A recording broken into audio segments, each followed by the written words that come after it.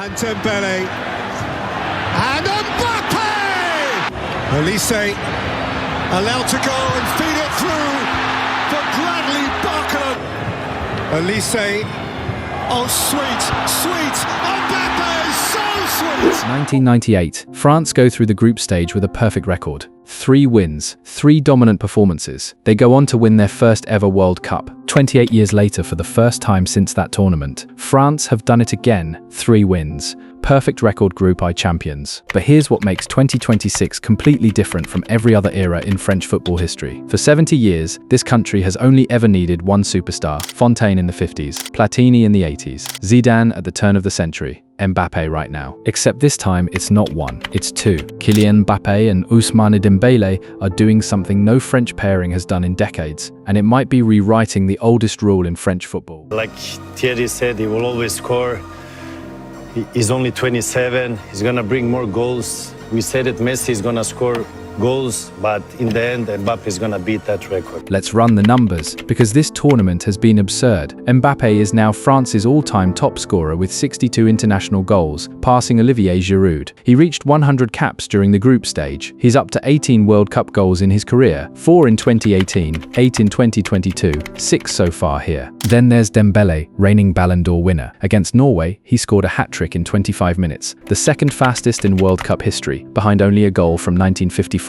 Only 2 Frenchmen had ever scored a World Cup hat-trick before him. Fontaine in 1958, Mbappe in 2022. Dembele just became the 3rd. Michael Olise already has 5 assists this tournament leading numbers. 3 wins, 10 goals, 1 win away from the quarterfinals. Here's the mad part. This isn't new for France. It's the oldest pattern in their football history. 1958. Just Fontaine single-handedly drags France to 3rd place with 13 goals, still a World Cup record. Then France disappear for over a decade. 1984, Michel Platini scores 9 goals in 5 games, wins the Euros, becomes a global icon. 2 years later, injuries slow him down. France stall.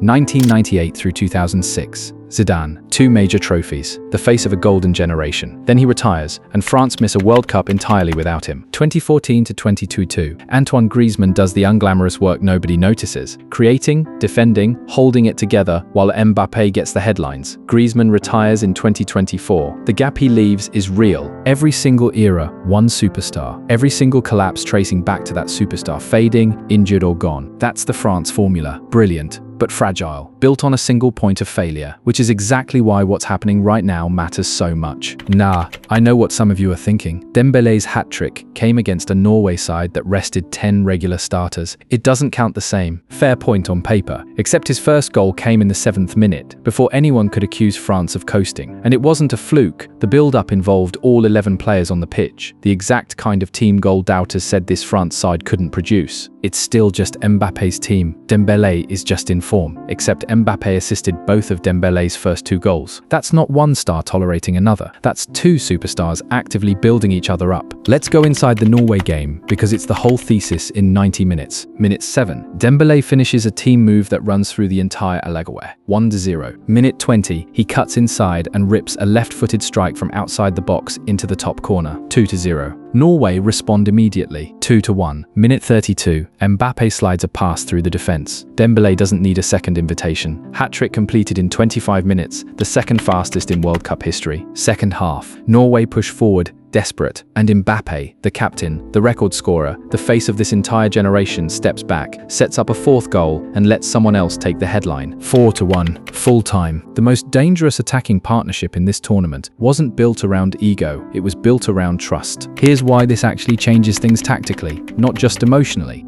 Deschamps has built a system where Mbappe and Dembele never compete for the same space. Mbappe operates centrally now, more of a true striker than the wide runner from 2018. Dembele works the right, cutting inside when the angle opens. Olise sits behind them both, the connector feeding 2 different runs into 2 different lanes. That spacing is the real innovation. Historically, French superstars operated alone because the whole system funneled through one player. This is the first Deschamps setup engineered for 2 focal points at once. And that matters defensively for opponents too. Double up on Mbappe, and Dembele punishes the space. Focus on Dembele and Mbappe finds it centrally. There's no correct answer anymore. That's not 2 great players sharing a pitch. That's a genuinely new attacking problem. Here's what it comes down to. For 70 years, years, French football has run on one rule: find the superstar, build around him, hope he stays healthy. Fontaine, Platini, Zidane, Griezmann and Mbappe together, then Mbappe alone. Every single time, one injury or one bad tournament away from collapse. 2026 might be the year that rule finally breaks. Not because Mbappe got less important, because France found a second one right alongside him. Paraguay are next, in Philadelphia, tomorrow. Then the road only gets harder, but for the first time in nearly 3 decades, France don't just have the best player in the tournament, they have 2 of them. And history has never seen that before.